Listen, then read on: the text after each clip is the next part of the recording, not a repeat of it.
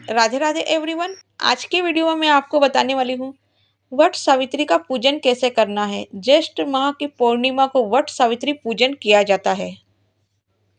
इसे वट पूर्णिमा के नाम से भी जाना जाता है क्योंकि सुहागिन महिला अपने पति के लंबी आयु के लिए ये व्रत और पूजन करती है। खुद के मंगलमय जीवन के लिए और घर की सुख समृद्धि के लिए ये व्रत और पूजन करती है।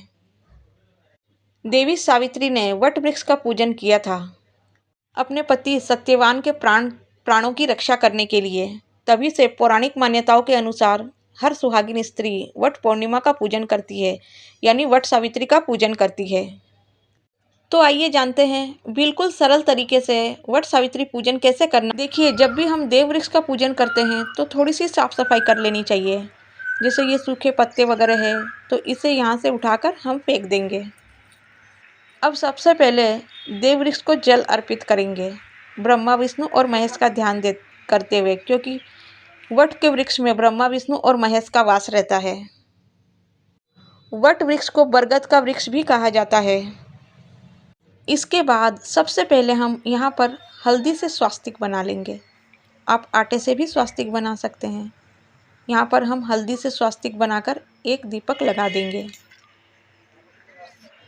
उसके बाद हम बरगद के वृक्ष को रोली, हल्दी, चावल और हरे मूंग समर्पित करेंगे। हरे मूंग सुख समृद्धि का प्रतीक माना जाता है, तो हर पूजा में जरूर इसे यूज़ करना चाहिए। हरा मूंग सुख समृद्धि का प्रतीक माना जाता है, इसीलिए वट सावित्री पूजन में हरे मूंग जरूर समर्पित करना चाहिए। साथ ही हम यहाँ पर फूल समर्पित कर देंगे। यहाँ पर 3 वृक्ष देव वृक्ष एक साथ लगे हुए हैं, पीपल, उम्बर और बरगद। तो हम तीनों वृक्ष का यहाँ पर पूजन कर लेंगे। अब हम भोग प्रसाद समर्पित कर देंगे। देखिए, सबसे पहले हम चने समर्पित कर देंगे। अगर काले चने हो तो ठीक बात है, अगर काले चने ना हो तो सिंपल वाले चने भी आप समर्पित कर सकते हैं। उसके बाद हम गुड़ समर्पित कर देंगे। यहाँ पर आप मिठाई भी समर्पित कर सकते हैं। उसके बाद हम एक फल समर्पित कर देंगे। ऋतु फल कोई भी, आम है, खरबूज है, आप कोई भी फल समर्पित कर सकते हैं। उसके बाद हम सुहाग की सामग्री समर्पित कर देंगे। चूड़ी और बिंदी, आप इससे ज़्यादा भी कर सकते हैं। ब्लाउज पीस भी रख सकते हैं, हो सके तो आप साड़ी भी रखिए, इससे ज़्यादा भी आप कर सकते हैं। बिल्कुल सरल विधि से मैं आपको ये पूजन बता रही हूँ। उसके बाद देखिए, ये पूजन सुहाग देने वाला पूजन है, इसलिए सुहाग की सामग्री जरूर अर्पित कीजिएगा। साथ ही दक्षिणा अर्पित कर दीजिएगा, क्योंकि पूजन में जो कमी रह गई है वो ये दक्षिणा पूरा कर देता है। अपनी सामर्थ्य अनुसार यहाँ पर दक्षिणा रख सकते हैं।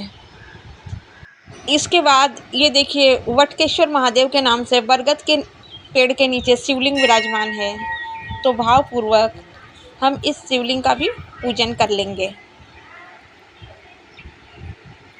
कहा जाता है किसी भी देव वृक्ष के नीचे अगर शिवलिंग हो, प्रतिमा हो, तो उनका पूजन जरूर कर लेना चाहिए।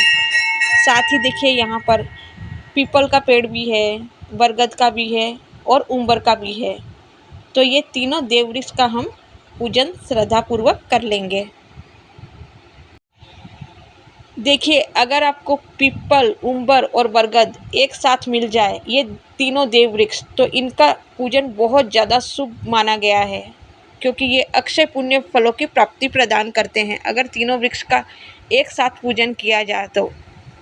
देखिए, बरगद के वृक्ष में ब्रह्मा, विष्णु और महेश का निवास रहता है, त्रिदेवों का निवास रहता है। और पीपल में शनिदेव, पितृदेव, विष्णु, लक्ष्मी, शिव, पार्वती, कुबेर देव। श्री कृष्ण भगवान ने कहा है, पीपल में मैं स्वयं पीपल हूँ। तो ये वृक्ष का पूजन अगर एक साथ हो जाए तो बहुत अक्षय पुण्य फलों की प्राप्ति प्रदान होती है। उसके बाद बरगद के वृक्ष को कच्चे सूत से परिक्रमा कर लेंगे। 5, 7, 21, 51, 108 आपको परिक्रमा करनी है, ब्रह्मा, विष्णु, महेश का ध्यान करते हुए। तो देखिए, इस प्रकार से कच्चा सूत लपेटते हुए हम यहाँ पर परिक्रमा कर लेंगे।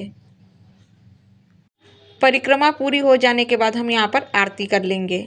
देखिए, अगर आपको कोई आरती आती है तो आप आरती गा लीजिए, अगर आरती नहीं आती है तो थाली को यूं ही 5 या फिर 3 बार आप थाली को घुमा लीजिए।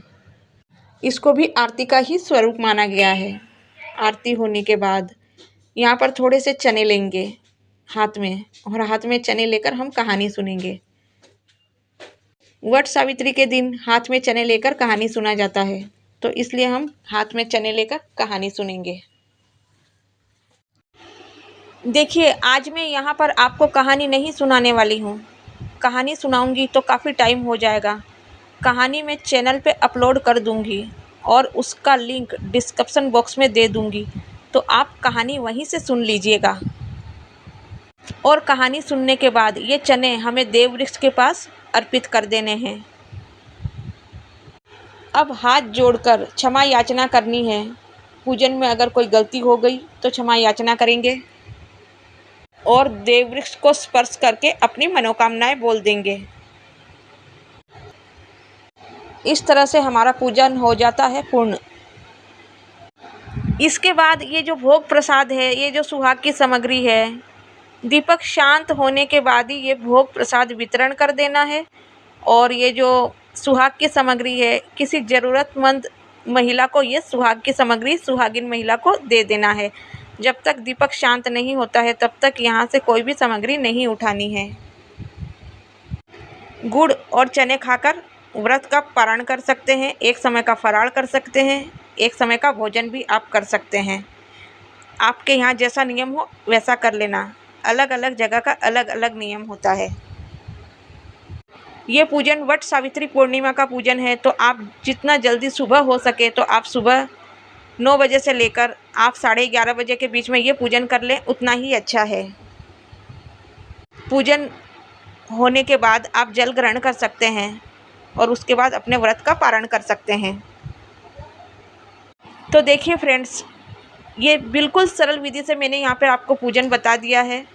तो ये जानकारी आपको कैसी लगी मुझे कमेंट करके ज़रूर बताइएगा। अगर जानकारी थोड़ी भी अच्छी लगी, थोड़ी भी यूज़फुल लगी हो तो वीडियो को लाइक कीजिएगा। अगर आप चैनल पे नए हैं तो सब्सक्राइब कर लीजिएगा, ताकि अगले वीडियो की नोटिफिकेशन हम आपको दे सकें। मिलती हूँ एक और महत्वपूर्ण जानकारी के साथ। हर हर महादेव, हर हर महादेव।